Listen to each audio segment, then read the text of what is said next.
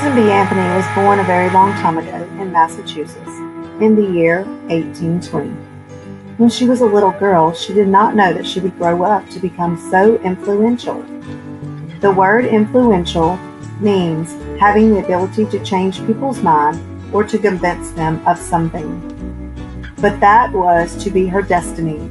Her family certainly helped to shape the person she was to become. Susan's family was different from many other families. They were Quakers. Quakers are members of a religious group called a Religious Society of Friends. Quakers believe that all people are equal. Susan's family did not judge people based on the color or whether they were male or female. In their eyes, everyone was equal. But a long time ago, when Susan was a young girl, not everyone thought that way. For one thing, many people thought that it was more important for boys to be educated than it was for girls or for people of color. How would you have felt about that? How would you have felt if only boys could attend school? Susan was lucky because her parents did not agree with this view. They wanted their daughter to receive a good education. When Susan was 6 years old, she went to school. One day, a teacher at the school refused to teach Susan a difficult math problem because she was a girl. As a result, her parents decided that Susan should be educated at home. Later, Susan attended a Quaker boarding school near Philadelphia. A boarding school is one where students live at the school rather than go home at the end of a school day. When her parents struggled to pay the fees, however, she left school and finished her education at home. Later, Susan became a teacher. Susan eventually became a headmistress, or a person in charge of the school. Susan worked hard to help her family financially. Susan quickly discovered, though, that female teachers earned less money than male teachers for doing the very same job. When Susan was 29 years old, she left the world of education and settled in her family home. Susan's family was now living near Rochester in New York.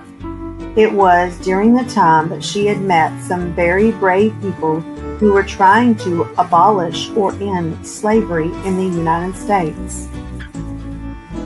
Secret meetings were held late at night in her family home. Susan became involved too. Her heart began to tell her that it was important that she try to make the world a fairer place. So Susan decided that she would join the fight to abolish slavery. What does it mean to abolish slavery? A long and difficult journey had begun. In the early days of the Civil War, Susan helped to organize women's groups to speak out about slavery. This was not an easy thing to do. Back then, people did not have computers or cell phones. Susan and her supporters had to travel in horse-drawn carriages and communicate by letter. Newspapers printed many articles that criticized her views and called her a troublemaker. Susan did not care. She was fearless. What do you think the word fearless means? While the Civil War raged in January 1863, President Abraham Lincoln took an important step toward ending slavery when he issued the Emancipation Proclamation. This proclamation or statement announced that all government intended to free all slaves in the United States. This meant that former slaves could make decisions about their own lives and they could receive money for all the work they did. In December 1865, after the Civil War, slavery was abolished or ended completely.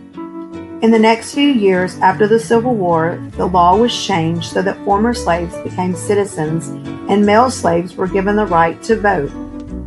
Susan was very happy that former male slaves had gained these rights. She was extremely unhappy that women did not have the same rights. The next fight was about to begin. For Susan and many others, they did not want a fight like the kind of violent fights that happen in war. For them, the fight was one in which they would work hard to end the unfairness they saw.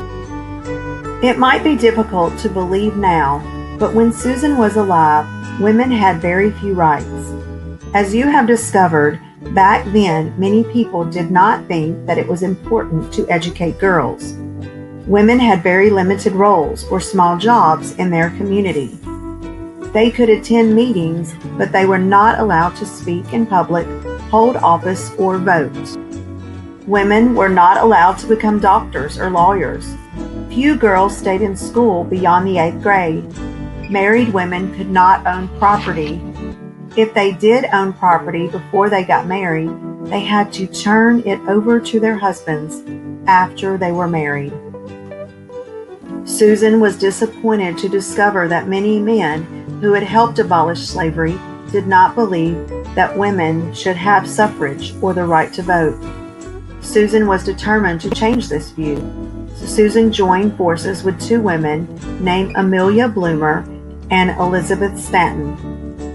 Together, they began to fight for women's rights. Susan became secretary of the American Equal Rights Association. She traveled all over the country by wagon, carriage, and train, speaking for women's suffrage. She organized petitions and clubs, and she wrote newspaper articles. Susan also became publisher of The Revolution, a newspaper dedicated to women's issues. A publisher is a person in charge of the newspaper. Printed on the front page of this newspaper were the words, "Men, their rights and nothing more. Women, their rights and nothing less." Susan invested her own money in the newspaper. Continuing to fight for the women's rights, Susan also helped to found or start the National Suffrage Association. When Susan ran out of money, she gave up her position at the newspaper and had to find another way to make money. She began to tour the country, speaking to groups that paid to hear her speak. Susan was in her 50s when she took her campaign one step further. She tried to cast her vote for president. The word cast here means act of voting. She and several other women marched into the New York barbershop where male voters were voting. A barbershop is a place where people, usually men, go to get a haircut. The women held a protest. They demanded the right to vote. The men in charge were unsure of what to do. They were unable to stop the women, so the women finally voted in the election. And so 1872, about 50 years before it was legal to do so, Susan and the other women cast their ballots for President of the United States. Ballots are pieces of paper which are used to cast votes. 2 weeks later, Susan was arrested and charged with illegal voting. Her arrest caused a national uproar. Susan was not afraid. She asked the general public to consider, is it a crime for a United States citizen to vote? The judge in the trial did not think women should have the right to vote. He decided against Susan before the trial even started. He did not let her talk. He ordered the jury to find her guilty. A jury is a group of people who sit at a trial and decide whether someone is guilty of a crime in which they are charged. He then asked Susan if she had something to say. I have many things to say, for in your ordered verdict of guilty, you have trampled underfoot every vital principle of our government. My natural rights, my civil rights, my political rights, my judicial rights, and all alike ignored. Susan was saying that her rights were being violated, not only because she could not legally vote, but because the judge didn't even let her talk at her own trial. The judge tried to quiet Susan, but she continued to speak. He sentenced her to pay a fine of $100. Susan's response was to say, I shall never pay $1 of your unjust penalty. And she never did. By the end of the 19th century, or the late 1800s, people's views about Susan B. Anthony began to change. She had become a national heroine. A heroine is a female hero. Boys are heroes, and girls are heroines. Susan continued to travel the country speaking for women's voting rights. Now, people couldn't wait to hear her speak. She became president of the National American Women's Suffrage Association, a job she held until the age of 80 when she retired.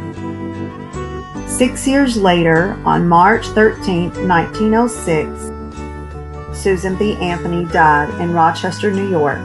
She had worked for more than 50 years, half a century, for women's rights.